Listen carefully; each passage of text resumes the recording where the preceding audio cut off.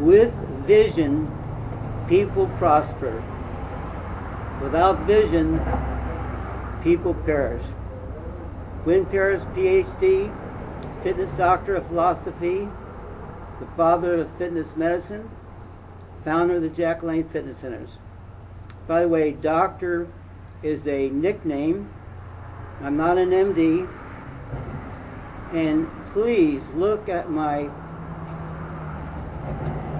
YouTube, Dr. Wynn, PhD, and especially this one, Dr. Wynn, Visionary. In Dr. Wynn, there's a letter from a brilliant attorney, Don Caffrey, and he wrote on his own volition that Dr. Wynn, he wrote it, a visionary and a genius, and he wouldn't write that for $1 million. So that one is on YouTube, Visionary. Here's the vision. First of all, you know this, Iran is building nuclear weapons. They're getting closer every day. Israel may save our lives on that one. And I have a picture of a nuclear plant in Syria. The Israelis destroyed it, but the Syrians were building nuclear weapons. Then you have the Hezbollah in southern Lebanon that attacked Israel over a year ago, and now they have thousands and thousands and thousands of rockets supplied by Iran. So we have the Hezbollah, a terrorist group, wanting to destroy Israel. Next, of course, we have Hamas. They won't even say that they'll give up the destruction of Israel. It's in their charter. And then you have Hamas, the terrorist organization that just put a deal together with Fatah, the Yasser Arafat Arabs. So you have a terrorist organization with a peaceful organization. Their thinking is so out of whack, it's unbelievable. So Israel should give up nothing. They have people all around them trying to blow them up, destroy them with nuclear weapons and rockets they shoot. It's so illogical. It's irrational. Now, I was in Israel a couple of times. I drove from Eilat, the southern tip of Israel, to Jerusalem in a few hours. Now, this was quite a while ago, but the Palestinian section, they were hanging meat out to dry and bugs, and it was like hundreds of yards old, and many of them were still riding donkeys, believe it or not. And they were trading their goats and all of these sophisticated things. And the second you get to Israel, it's a modern, super modern city. Jerusalem, totally modern. Tel Aviv, totally modern. Netanya along the ocean, totally modern. So this is the basic problem. The mentalities are different. Their minds are different. How can you work together with a person that thinks the opposite of you do?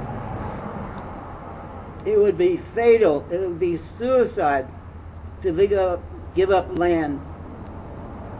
And the Hezbollah are going to try to shoot those rockets off one of these days.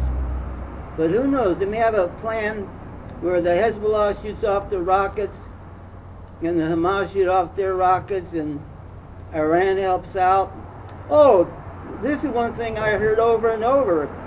I've heard Ahmadinjad, and it took me 2 years to learn how to say his name, but Ahmadinjad, the president of Iran, would yell out in the top of his lungs, "Death to Israel, death to the United States." Now, I didn't say death to Israel. I said death to Israel and death to the United States. And every time he'd include the United States. So We have to be so careful. It could happen to us. The United States is sinking. We owe $3.5 trillion. Unemployment is bad. Little by little we're sinking. We need all the allies we can get, and Israel is our only solid ally in the Middle East. The other countries are crumbling. Now they say they're going to put Mubarak on trial and maybe hang him. And he was our friend. He's the one that helped with Gaza and the crossing of people across Gaza. And this is a good one. Assad, A-S-A-D, the president of Syria, he's shooting his people. Shooting his people, and he has the Golan Heights in Syria. The Golan Heights, I was there, and it's a big hill where the Arabs could shoot down at the Jewish people. I saw this. So Assad making a peace thing with him and murdering his own people, and now they're sanctioning him. And see, the whole thing is total chaos. To jump into this chaos is ridiculous. Now look at Iraq. Iraq is chaotic. We're supposed to take our troops out, and every week or so they blow up 20 or 30 or 40 people. It is an unbelievable mess. By the way, not only did I drive from Eilat to Jerusalem in a few hours, but with the 9-mile boundary proposed now, they could be overrun. Israel can be overrun by millions of Arabs and millions of Arabs. So nobody's so smart just to go in and settle it just like that. By the way, they've had this problem for thousands of years. And I suggest that President Obama go to Israel, don't try and do something long distance, drive the length, drive the width, visit the city and learn what's happening over there. So the thing to do is make Israel stronger, stronger. They're our best ally, and they may save ourselves from Iran, because nobody's doing anything about Iran. They're working on their nuclear plants. I read that he was going to have 15 nuclear plants. And of course, they don't let the inspectors see it. And they lie and they cheat and they steal. Bottom line is, the Arab-Israeli peace, they won't even talk, they won't even say that they're not going to, that they're going to recognize Israel. Of course, Hamas wants to destroy them. This is a mess. This is as Saddam Hussein would say, this is the mother of all messes. So tread carefully, no quick decisions, no mastermind. Israel is, I don't know, it's maybe 15, 20,000 miles away. You have to see everything in person. It's so terrible that Israel could be wiped out again, and only a fool returns to his folly.